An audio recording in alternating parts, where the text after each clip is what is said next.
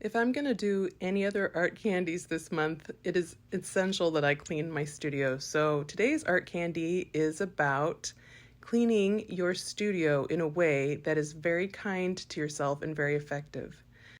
I know it can be really easy to be hard on yourself when you look around and see everything look almost dangerously messy, but I have some different ways to frame it mentally that make it feel a little bit more motivating and a little bit more, I don't know, warm in the heart, I guess.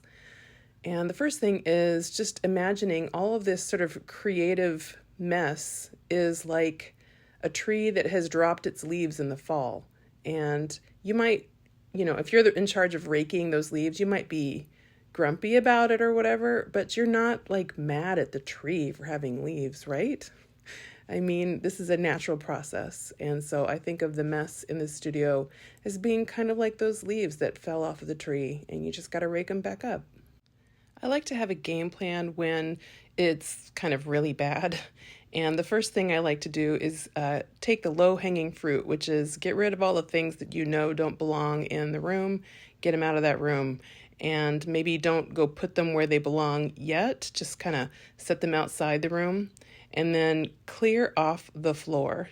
And then even do a first round of vacuuming, but leave the vacuum nearby. That's what I usually do. It seems to help me, keep morale up. And then the next step that I do is I will take it kind of one chunk at a time. And that also helps me get the feeling that I'm on track. So I'll do like my desk and work on that and then fully wipe it off so that I get that little bit of dopamine from like, completed, something is completed, just as when I vacuumed, I had that same feeling. One thing that really motivates me to clean up my studio or really any place is to have company over. And so one of the activities I wanted to do this month was to have somebody over in the studio and have a little studio date with a friend. But if you choose to do this, I'm just telling you later, like we'll talk about it later, but I would select somebody who you trust and feel kind of emotionally safe with, because I've definitely had people over to my home that I had a little history with. For example, an adult in my life who was very much a very clean person. And I was a kid with ADHD. So it's like no matter what I did and no matter, even as an adult, I could never get my place clean enough for them to even step inside of it without having this very uncomfortable look on their face. So I wouldn't have somebody over like that. But if you have somebody that you trust that could come and just sort of hang out and talk about art with you or do art with you, that's what would be really fun. But you don't even have to do that. You could have your guest be you, and not just you, but like your inspiration. And so think about it like this. You're making room for the visitor, and the visitor is like the magic that comes when you're making art. And you're making space for future you to be able to breathe.